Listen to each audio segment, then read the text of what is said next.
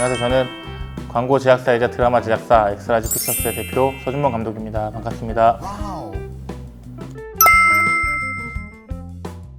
동명의 네이버 웹툰을 원작으로 한 티빙 오리지널 시트콤이고요. 저희가 알고 있는 기존의 의학 드라마나 의사를 주인공으로 한 드라마 같은 경우에는 의사가 되게 훤칠하고 웬만한 거는 다 심장 이식 수술이라든지 대단한 것들을 수월히 해내고 멋있는 차를 타고 예쁜 여자친구를 준 좀 그런 화려한 삶에 주목이 돼 있다면 저희의 이제 내과 방원장 같은 경우에는 오히려 하얀 자영업자 같은 소상공인 같은 우리 주변에 흔히 있을 법한 가장의 이야기를 다룬다는 점에서 기존에 있는 드라마들과는 차별성을 두고 있는 드라마로 볼 수 있을 것 같습니다.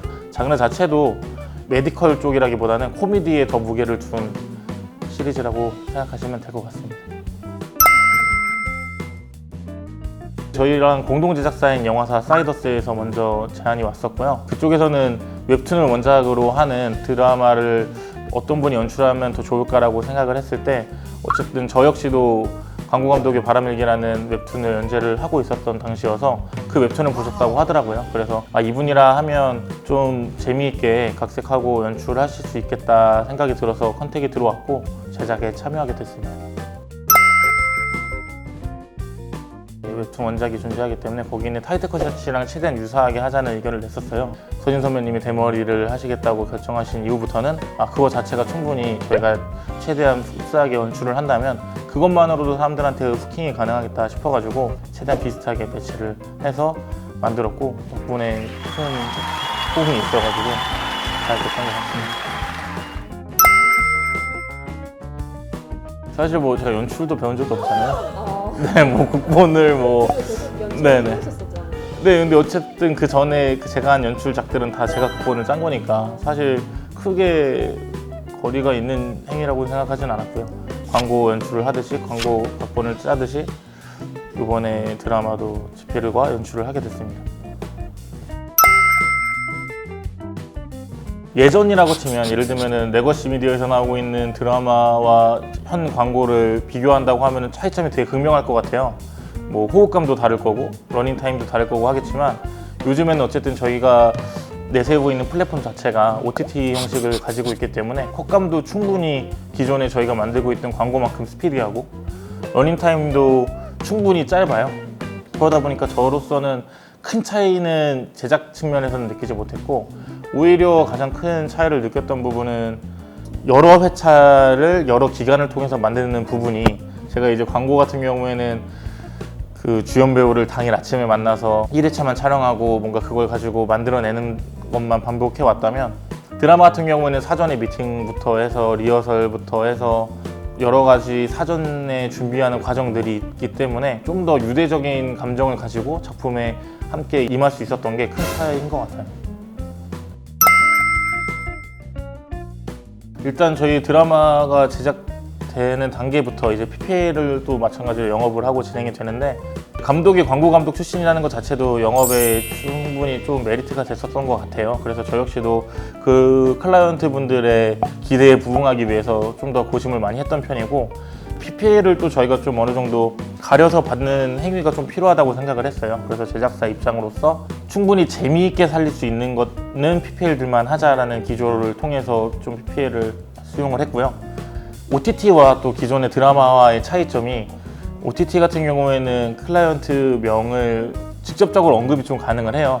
그래서 저희가 지금까지 광고로서도 해왔던 방식들이 좀 익살스럽고 능청스럽게 대놓고 광고를 해오는 형식들이 또 사람들한테는 밉지 않게 광고를 받아들이게 하는 부분들이 분명히 있었다고 생각을 해서 얼렁뚱땅 몰래 PPL을 하기보다는 이거 지금 PPL이다 대신 웃길 테니까 용서해 주세요 이러한 저희 기존 엑스라지 픽처스가 만들어왔던 광고 같은 기조로 PPL을 해봤고 그래서 이제 에피소드 3, 4편 거듭되니까 댓글 중에도 PPL을 언급하시는 분들이 또 점점 늘어나고 계시더라고요. 너무 대놓고 PPL을 하니까 회차가 뒤로 갈수록 더 과감한 PPL들을 좀 보실 수 있을 거예요. 그래서 광고 감독이 만드는 드라마 PPL을 좀 찾아보는 것만으로도 충분히 좀 재미있을 수 있을 거라고 생각을 하고 또 동시에 그 만들면서 광고 감독으로서 그리고 광고 제작사의 대표로서도 앞으로 드라마의 광고의 영역이 한층 더 확장될 수 있을 거라는 가능성을 좀 봤어요. 기존에는 짧은 드라마나 영화 형식의 메인 광고를 만들었다면 이제는 충분히 드라마 한 편을 광고화시켜서 즐겁게 드라마 한 편을 소화하고 났을 때 자연스럽게 브랜드 이미지까지 기억이 되는 완벽한 궁극적인 PPL이 앞으로 가능해지지 않을까. 대사 중에 박 원장이 탈모와 고지혈증과 통풍을 얻었다는 대사가 있는데 저도 이 작품이 끝나갈 때쯤에 통풍을 얻었습니다. 그래서 암에 이어서 이제 암이 완치가 돼가는데 통풍이 걸려서 그것만큼 기억에 남는 게 있을까요? 너무 슬픈 에피소드인데요. 그래서 요즘에 지방을 줄이고 야채를 많이 먹고 있습니다. 술 어떻게 해요? 끊으실 수 있으세요?